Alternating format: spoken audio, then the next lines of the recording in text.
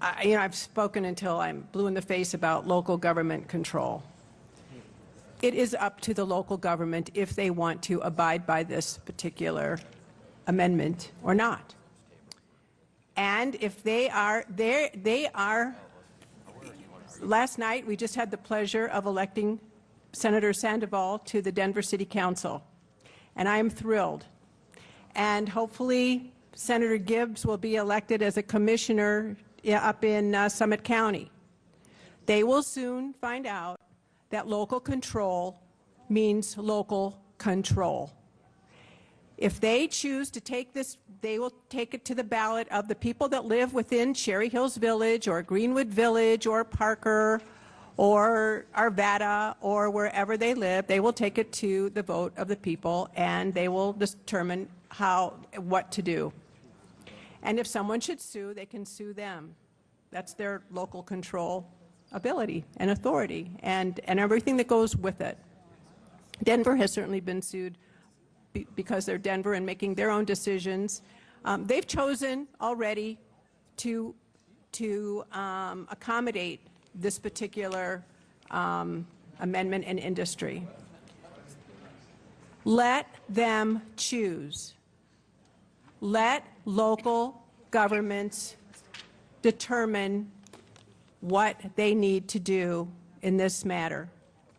Constitutionally or not, you're the scholar, I'm not. I know it's a very important piece, but I am here to advocate for all of the people that were elected city council members and county commissioners to determine what they want to do in their cities, or their counties. So I hope you reject this amendment.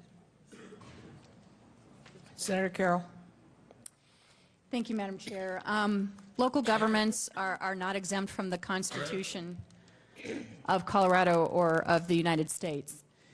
By that line of thinking, just because you like an idea, just because you want local control, this would essentially exempt local control from every single provision in our state constitution. That same thinking can apply then to any constitutional provision in Colorado. So there's other provisions, and we may not like all of them the same. We may not think they were all equally as good of an idea, but by that line of thinking, Colorado's version of the First Amendment, local control, unless you want to ban it in your particular city, due process, right to notice on your charges, well, except for local control. The fact is if it's in the Constitution here, cities, locals, are not exempt from Colorado's Constitution.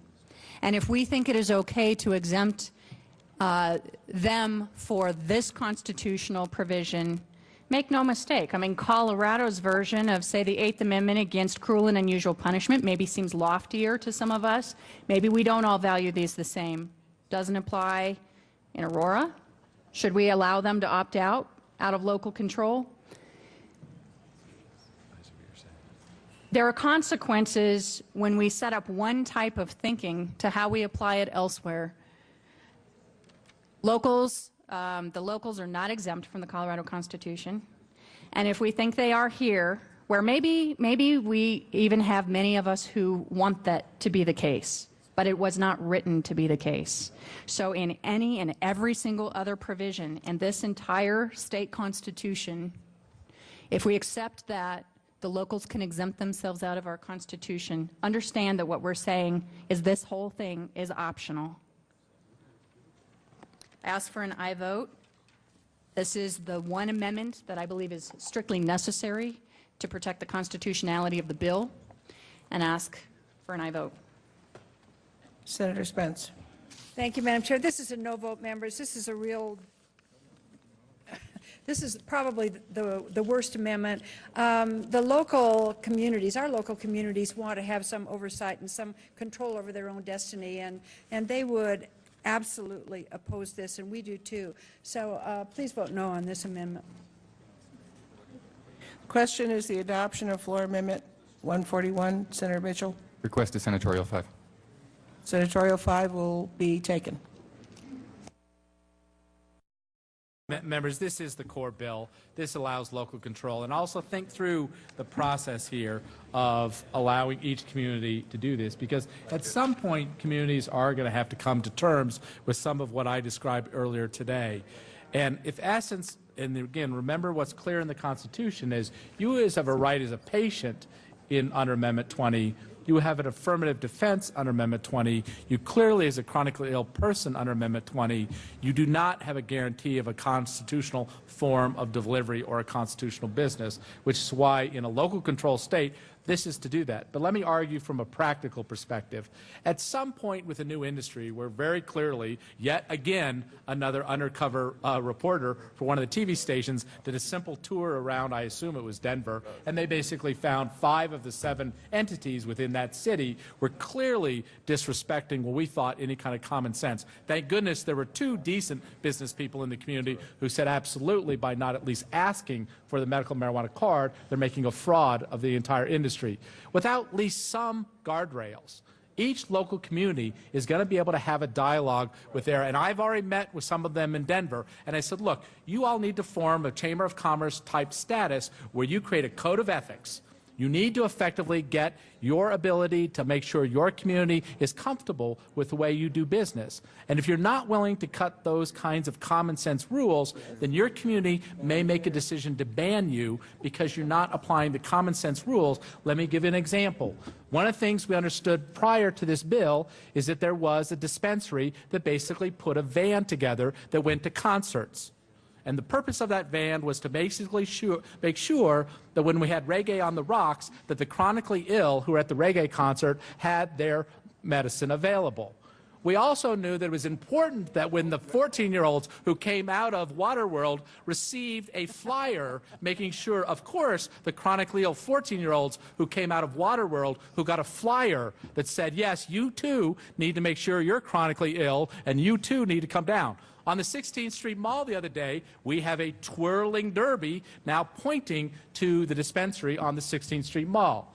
All of these kinds of dialogues are the kinds of dialogues we're going to have community by community. When a community has the right to say to its participants, folks, we need some common sense here. One of the arbiters of that common sense is either the community is going to bind up and make that decision, or ultimately they'll do what we do in Colorado, they'll vote a ban. And therefore, one of the best guardrails in this entire process that has been negotiated with the governor's office, for which he will veto this bill without this in it, is the common sense rule that people can say, you know what, the way you organize your business, the way you've chosen to execute your business is not comfortable in our community, therefore we're going to say no. And that's a very important part of this bill, and I would strongly argue that this is not something that we should allow to get on this bill, or basically at this point this bill is dead, at which point there is no protection for anybody in this industry. Senator Cadman. Thank you, Madam Chairman. The patient's #1 concern that came to the committee to testify in opposition to this bill was access and availability and the opportunity to address their medical issues with their constantly protected right to access medical marijuana. And I think Senator Carroll's approach is appropriate. If you give the right to ban, or the statutory right to ban, and all take advantage of that, and you provide zero access to people that have a constitutional right to access it, what are you creating? You're creating people that are probably going to have to go outside that constitutional requirement and try to acquire the product in some other fashion. So if you get this NIMBY attitude that goes community to community to community, where does that leave the access for the patients that have a legitimate use and a constitutionally protected right to access it? I think this is absolutely the most reasonable amendment of the 170, I think, that are coming, which is, I think, a record on any bill in the 10 years I've been in this body. We're at 170 amendments. Yeah, I've been here 10 years. I would ask for an aye vote on this. Senator Newell. If there was more, it was your bill.